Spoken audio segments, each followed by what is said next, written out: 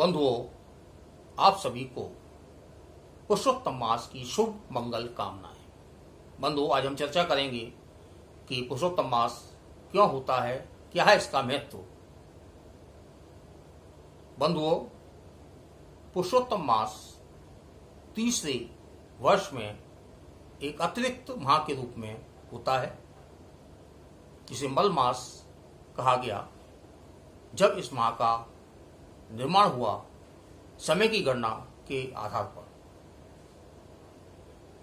इस माह को हेय दृष्टि से देखा जाने लगा, क्योंकि यह अतिरिक्त माह था, इसका कोई स्वामी नहीं था।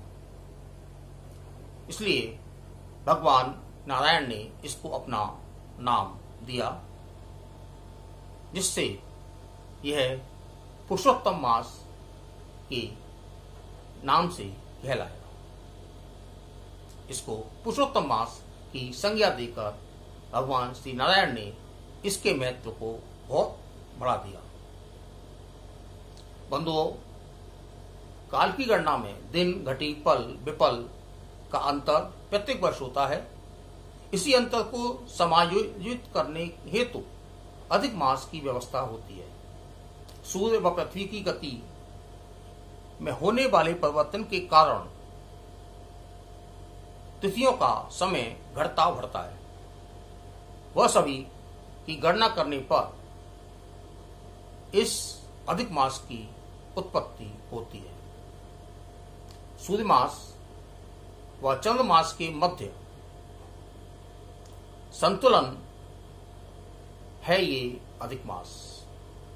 अधिक मास के दोनों पक्षों में सूर्य की संक्रांति नहीं होती। अधिक मास में मांगलिक कार्य निषेध होते हैं, केवल धार्मिक कृत्य किए जाते हैं, जैसे जप, तप, दान, कथा श्रवण, यज्ञ, हवन, तीर्थ स्थानों का भ्रमण, तीर्थ दर्शन, देव दर्शन और तीर्थ स्थानों की परिक्रमा आदि धार्मिक कृत्य किए जाते हैं। मान्यता है कि इस माह में किए जाने वाले किसी भी धार्मिक कृत्य का 10 गुना फल प्राप्त होता है। बंधुओं, एक पौराणिक कथानक भी है कि भगवान श्री नारायण ने नरसिंह के रूप में इस 13वें माह में, यानी पुरुषोत्तम मास में, अधिक मास में ही अवतार लिया। क्योंकि हिरण्यकशिपु जो एक राक्षस था, जिसका वध नारायण को करना था, उसको वरदान था कि वह 12 माह में से किसी माह में उसकी मृत्यु नहीं होगी। अतः भगवान नारायण ने नरसिंह रूप धारण करके उसका इस 13वें माह में वध किया। केवल विष्णु भगवान का एक ही अवतार है जो इस 13वें माह में हुआ है, वह नरसिंह अवतार, और अपने भक्त प्रहलाद की रक्षा की। बंधुओं, इस माह में पुष्ट मार्गीय मंदिरों में विशेष रूप से, इसके अलावा अन्य वैष्णव मंदिरों में वर्ष भर में होने वाले त्योहार, पर्व, उत्सव मनाए जाते हैं। बड़े उत्साह से मनाए जाते हैं। जो साल भर में उत्सव होते हैं, जैसे होली, दिवाली, दशहरा, रथ यात्रा, शरद पूर्णिमा, कृष्ण जन्माष्टमी, रामनवमी आदि जो भी त्योहार होते हैं और पर्व उत्सव होते हैं, वह मनाए जाते हैं। बड़े हर्षोल्लास के साथ उनको मनाया जाता है।